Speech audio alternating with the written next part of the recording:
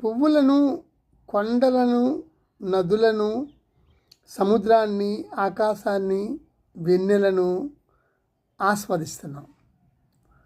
కానీ ఆ ఆస్వాదనలో ఎక్కువ ఆనందం ఎక్కడి నుంచి వస్తుంది? పువ్వులు, నదుల నుంచా?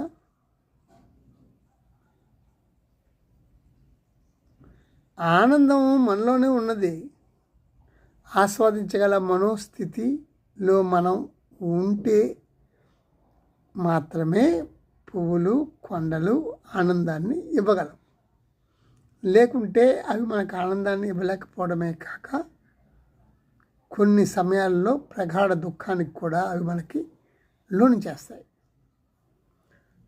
ఇలా ఆనందం మనలో ఉన్నది అని చెప్పడంలో అర్థం ఏమిటి? మనలో ఉన్నది ఆత్మ, అది భగవంతుడు. అది సహజంగా ఆత్మ అనేది ఆనందము, బ్రహ్మానందము. భగవంతుడు ఆనందమయుడు కనుక ఆత్మ కూడా ఆనందమయమైనది. ఈ ఆత్మ మనలో ఎక్కడుంది? మన హృదయాకాశంలో ఉంది.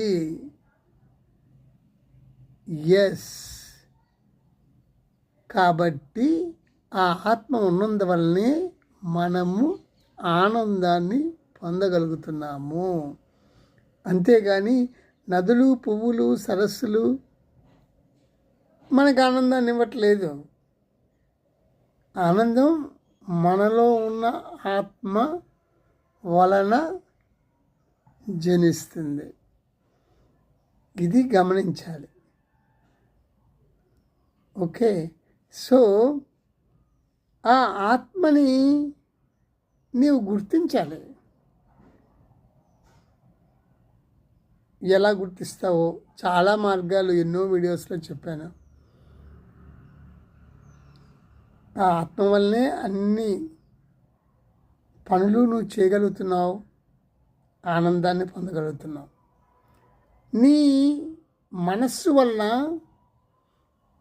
నువ్వు మనస్సులో తాదాత్మ్యం చెందటం వల్ల దుఃఖిస్తూ ఉన్నావు, అహంకారంతో దుఃఖిస్తూ ఉన్నావు. కాబట్టి నీవు మనస్సులో తాదాత్మ్యం చెందకూడదు. అంటే రాగం, మోహం వీటిలో ఉండకూడదు. ఆత్మతో తాదాత్మ్యం చెందాలి.